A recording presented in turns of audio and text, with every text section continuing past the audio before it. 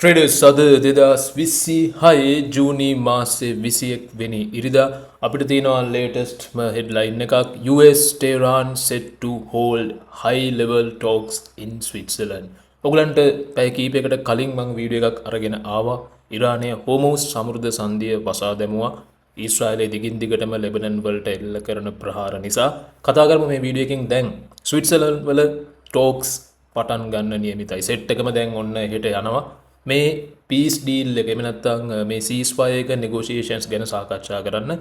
මේ සාකච්ඡා වලදී මොකක්ද වෙන්න යන්නේ, මොනවද මේගොල්ලෝ සාකච්ඡා කරන්නේ, සහ ඒ දේවල් හොඳ අතට ගියොත් එකඟතාවයකට ආවොත් මාකට්ස් වලට මොකක්ද වෙන්න යන්නේ කියලා වීඩියෝ එකෙන් මම ඔයගලන්ට පැහැදිලි කරනවා. මතක් කරනවා trade room live Patreon page එක follow කරන්න.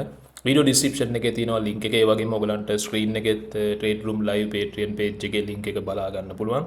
මේක ඕනම කෙනෙක්ට ෆ්‍රී ෆලෝ කරන්න පුළුවන්. YouTube එකට දාන්නේ නැති ඉන්ට්‍රඩේ අප්ඩේට්ස් මම ඔයගලන්ට Patreon එකට ෆ්‍රී අප්ලෝඩ් කරනවා. ඊට අමතරව ඔයගලන්ට එතනින් එහාට මාකට් ෆන්ඩමෙන්ටල්ස් ගැන දැනගන්න ඕනේ නම් ලයිව් නිවුස් ඉවෙන්ට්ස් වලට, ඒ වගේම සෙන්ටිමන්ට් ෂිෆ්ට්ස් වලට, සෙන්ටිමන්ට් ඇනලිසිස් වලට ට්‍රේඩ් කරන්න ඕනේ නම්, ට්‍රේඩ් අයිඩියාස් ඔයගලන්ගේ ට්‍රේඩින් එජ් එකට එකතු කරගන්න ඕනේ නම් ට්‍රේඩ් රූම් Discord එකට ජොයින් වෙන්න පුළුවන්.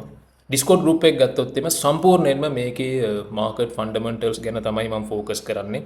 ඔයගලන්ට ඔයගලන්ගේ ට්‍රේඩින් එජ් එකට, ඔයගලන්ගේ ටෙක්නිකල් සෙටප් එකකට හෝ ඔයගලන්ගේ මොනෑම ට්‍රේඩින් මෙතඩ් එකකට ෆන්ඩමෙන්ටලි කොහොමද සපෝට් එකක් ගන්න, මාකට් එකේ ඉන්ට්‍රින්සික් වැලියු එක මොන ඩිරෙක්ෂන් එකටද වෙනස් වෙන්නේ කියන අදහස trade room live Discord community එකෙන් අරගන්න පුළුවන්. දැන් අපි ගියොත් headline එකට, US Vice President JD Vance has arrived in Switzerland for high-level talks with Iran, mediated by Pakistan and Qatar. මෙතනත් ඔයගලන්ට බලා ගන්න පුළුවන් US Vice President JD Vance arrives in Switzerland to launch talks with Iran on its nuclear program. දැන් ඔයගොල්ලෝ දන්නවා ඇති ස්විට්සර්ලන්තය කියන රට අපි ගන්න එක safe haven country එකක් විදිහට. CHF තමයි ඒගොල්ලන්ගේ කරන්සි එක. ස්විස් ෆ්‍රැන්ක් උනත් මාකට් එකේ හඳුන්වන්නේ සේෆ් හෙවන් කරන්සි එකක් විදියට. ඇත්තටම ජපනීස් යෙන් වලටත් වඩා සෑහෙන ඩිමාන්ඩ් වෙන කරන්සි එකක් තමයි මේ CHF ස්විස් ෆ්‍රැන්ක් කියලා කියන්නේ. ඒකට හේතුව තමයි ඔයගලන්ට මෙතන බලා ගන්න පුළුවන් අපි ගියොත් CHF JPY වලට ඔයගලන්ට බලා ගන්න පුළුවන් අවුරුදු ගණනාවක් monthly chart එකට ගියොත් එහෙම ඔයගලන්ට බලා ගන්න පුළුවන් අවුරුදු ගණනාවක් සාමාන්‍යයෙන් අපි ගත්තොත් 2024 වගේ ඉඳලා එක දිගටම CHF මේ ජියෝපොලිටිකල් ටෙන්ෂන්ස් තියෙන අතරතුර ඩිමාන්ඩ් වුණා.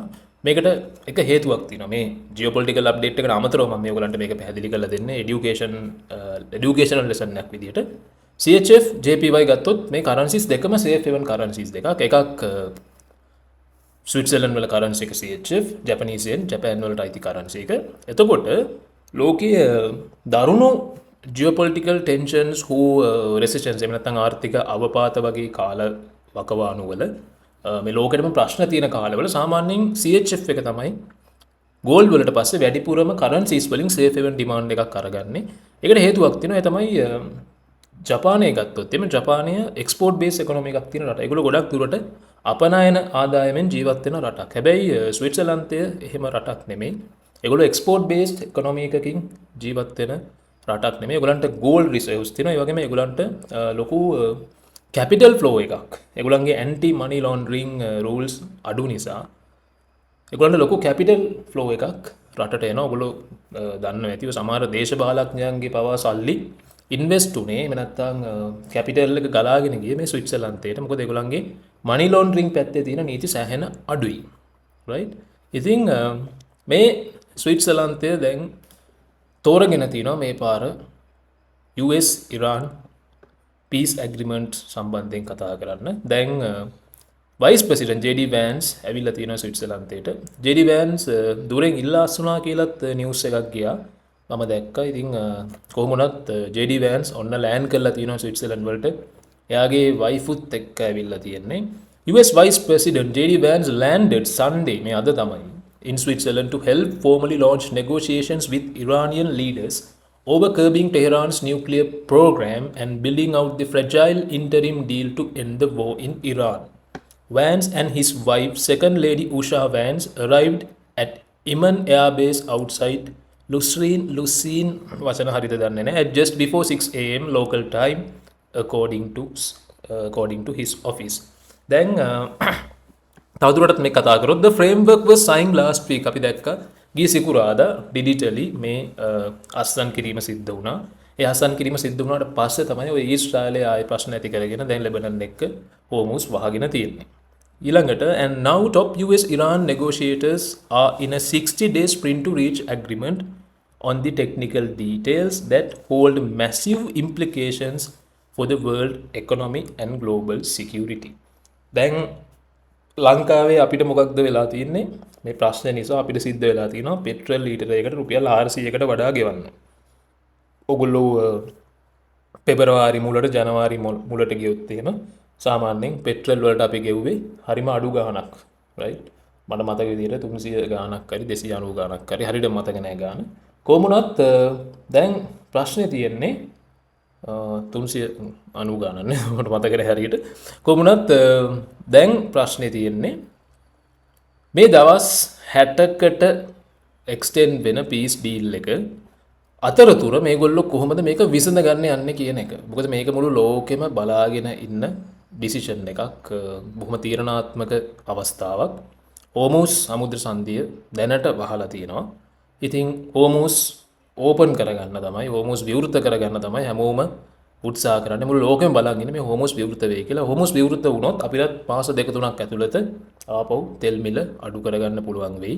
අපි ලංකාව කලින් තෙල් ගත්තේ වැඩි ගානකට නම් රජයට විදිහක් නැහැ වැඩි ගානකට තෙල් අරගෙන ආපහු ඒ ටික අඩු ගානකට දෙන්න. හැබැයි ඊළඟට එන ස්ටොක් එක ඊළඟට ගන්න යන ස්ටොක් එක අඩු ගානකට ලැබුණොත් ගොඩක් දුරට රජය තෙල් මිල අඩු කරලා දෙයි කියලා අපි විශ්වාස කරනවා.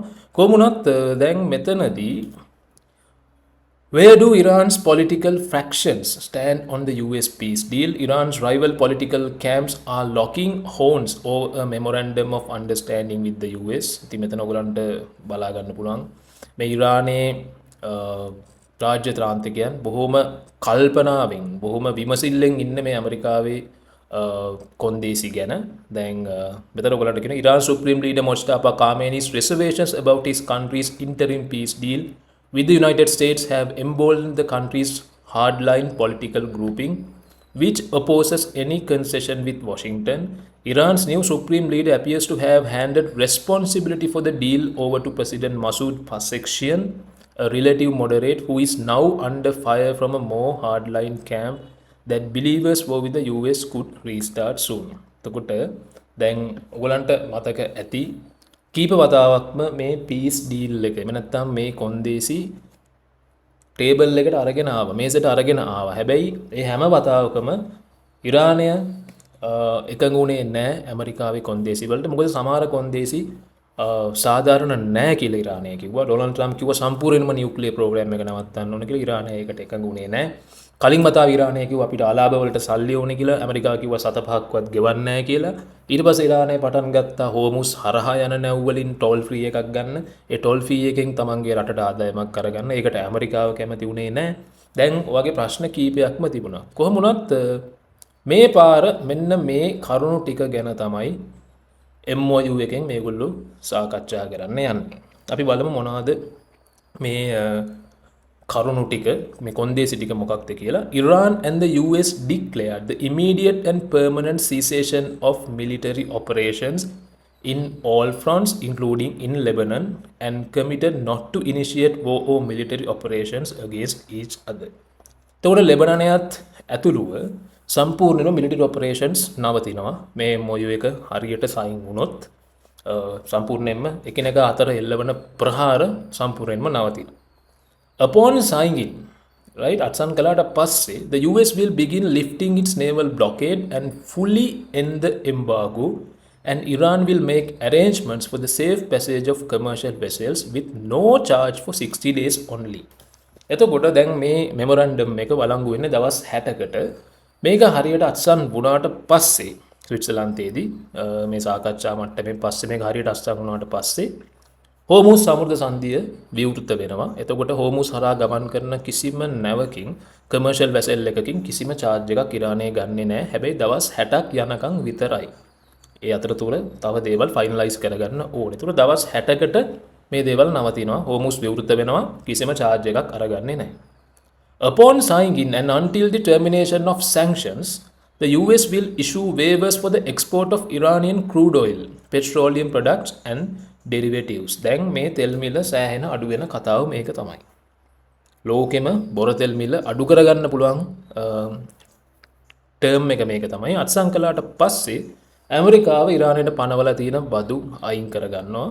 ඊට පස්සේ තමයි ඉරානයට බොර තෙල් එක්ස්පෝර්ට් කරන්නත් අපනයන කරන්නත් අවසර හම්බ වෙනවා. පෙට්‍රෝලියම් ප්‍රොඩක්ට්ස් වලට ඒ වගේම ඩෙරිවේටිව්ස් ලාභාංශ දෙන්නත් පුළුවන්කමක් ලැබෙනවා. මෙන්න මේක සෑහෙන ලෝකෙ තෙල් මිල අඩු කරන ටර්ම් එකක් කොන්දේසියක්.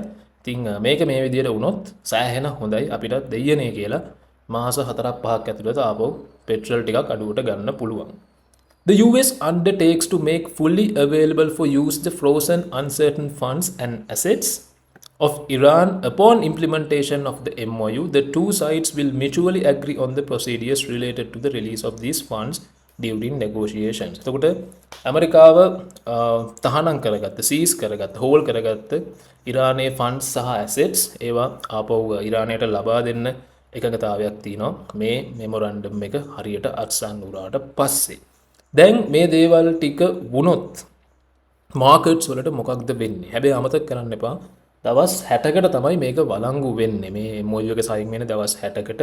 ඒ දවස් 60 ඇතුළත මොන දේවල් වෙලා ආපහු මේක වයලේට් වෙයිද කියන අපි දන්නේ නැහැ. ඉතින් ඒ නිසා අපි පොඩ්ඩක් අවධානයෙන් ඉන්නත් ඕනේ. කොහොම වුණත් දැන් මේ MOU එක සයින් වුණොත් මේ අපි කතා කරපු කරුණු ටික හරියටම දෙපාර්ශවයේ අතර එකඟතාවයකට ආවොත් ඉස්සෙල්ලාම වෙන්නේ ඔයිල් ප්‍රයිස් එක මෙන්න මේ විදිහට ඩ්‍රොප් වෙනවා.